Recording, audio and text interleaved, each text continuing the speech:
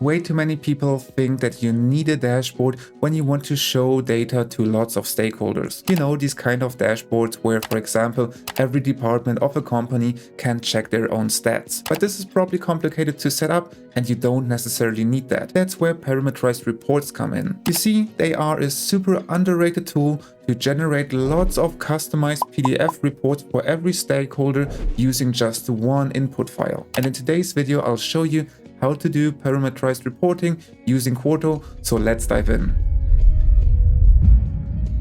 In here, I've set up a blank Quarto file that if you render this, then to no one's shock, it will be empty. And I do want to fill this with some content now. We can throw in a bit of text about penguins, throw in a headline, throw in a new section where we want to use code chunks. Here, I want to make this code chunk dependent on the ATHLYTICZ species. This is one of the species that is inside of the Parma penguins dataset that we're going to use in this code chunk. So we just filter the data for the species and then we count how many rows there are. And that way we know how many penguins of that species are in there. And now if we render our report, then we see that, okay, now we have some content and we also see how many penguins of the species ATHLYTICZ we have now. So that's cool, maybe not super exciting, but I like to marvel at how easy it is to mix text and code output using Quarto. For good measure, we might want to throw in additional text and also a chart. Let's not worry about the code for this chart here. It's a bit of ggplot code. We don't have to worry too much about this here.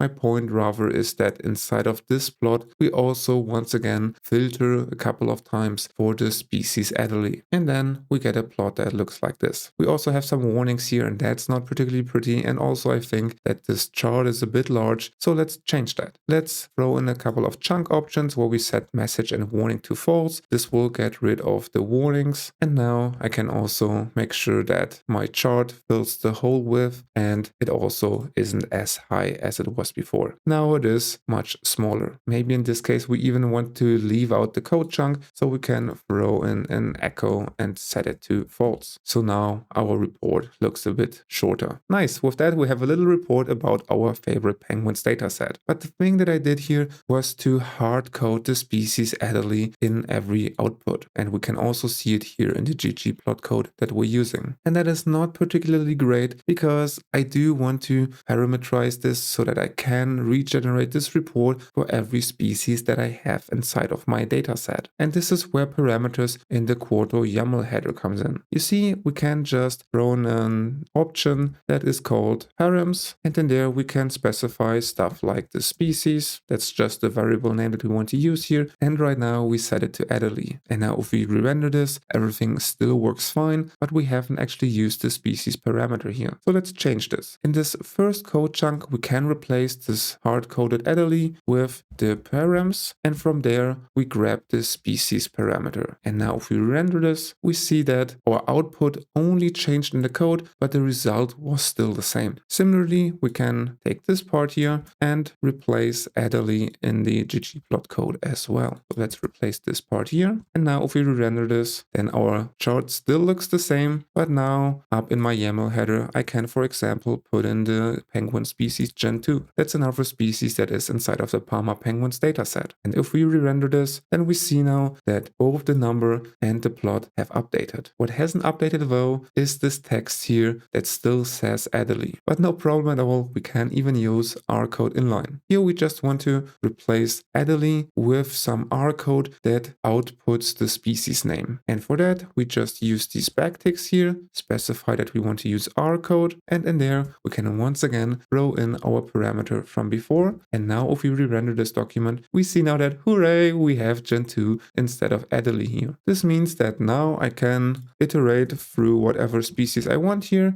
re-render this document, and then I will get a different output. Let's do this also for chinstrap. This is the other species that is inside of this data set, so that we have seen the outputs for all three of those species. Excellent, we can now easily switch parameters and generate a report that way. But I can already hear you say, hold on guy, we didn't actually generate lots of reports. We always just generated a new report using one new parameter and then we discarded the other one that we've previously generated.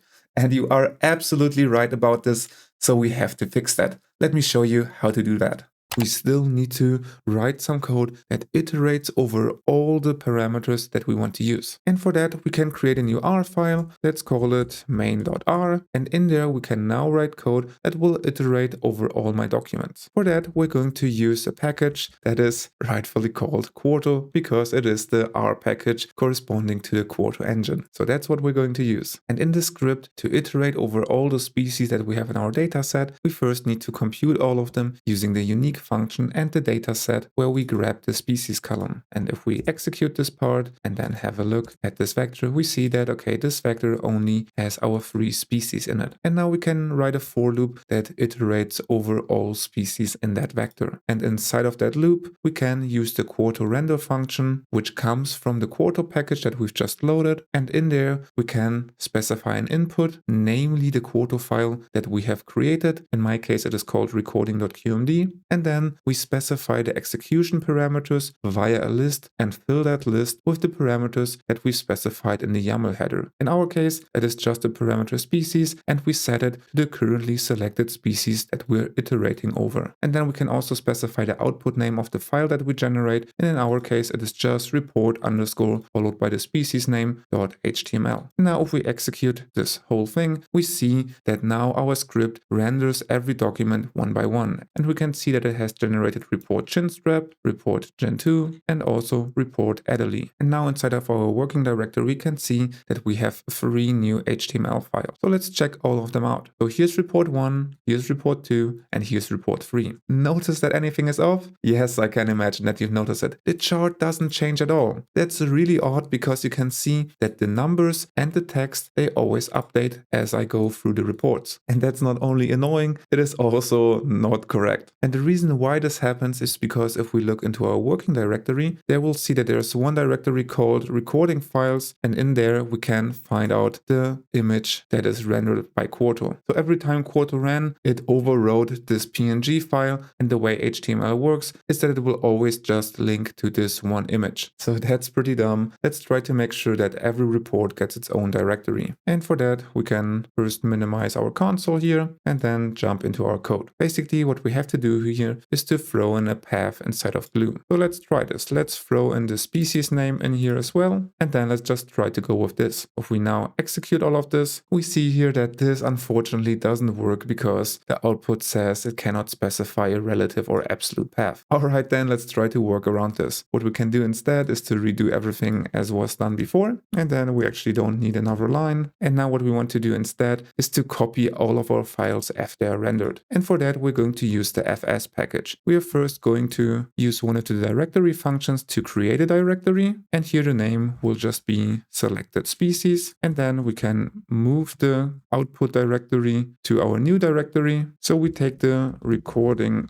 files directory and move it to a new path that first uses the selected species as directory and only then uses the file name here. So really, this path here is just the thing that we've been trying to generate before. Let's throw in a few line breaks, and that way our code looks a little bit cleaner. So this will copy all of the files that are in this one directory that contains the image, but we also have to copy the report file. For that, we're going to use file move, and there we're going to take our current file and then move it to the path I've just specified. And now that I'm copying this, I realize that here we have changed the name of the directory. Of course, this isn't supposed to be the name of the file, but instead the name of the directory. With that, we also need less space here. And now we can try rerunning this whole script. And once again, we see that rendering works fine now. And if we look into our directory, we see now that we have 3 new directories here. All of them have the initial reports and they have a recording files directory. So let's open up these reports and check if everything works now. So here's our ATHLY report. Here's the one for chinstrap and here's the one for gen2. And finally, all of the images update as I toggle through the reports here. Pretty cool, isn't it? So with that, you now have a way of creating a bunch of HTML reports using Quarto. And I know moving around the files here was a bit annoying, but unfortunately that cannot be helped. Luckily for us, the fs package really helped us there. If you've never seen the fs package, then you should definitely check out the video I've recently created about this. It is a huge time saver when having to deal with files on your computer. And finally, let me mention that if you want to generate PDF reports, then you actually don't need all of this moving around stuff. Then you just have to make sure that your output is a PDF file. And then when you execute this whole script, output, it will error out because in our Quarto file, we have never specified that our format is supposed to be PDF. And now if we retry this, then we see now that this is running properly and we do get PDF outputs. And if we look in our working directory, then we see now that we do have 3 PDF reports. And here we can see that I do have separate reports, and we actually don't have to think about the stuff with the plots because with PDFs, everything is embedded into the file, so nothing can be overwritten.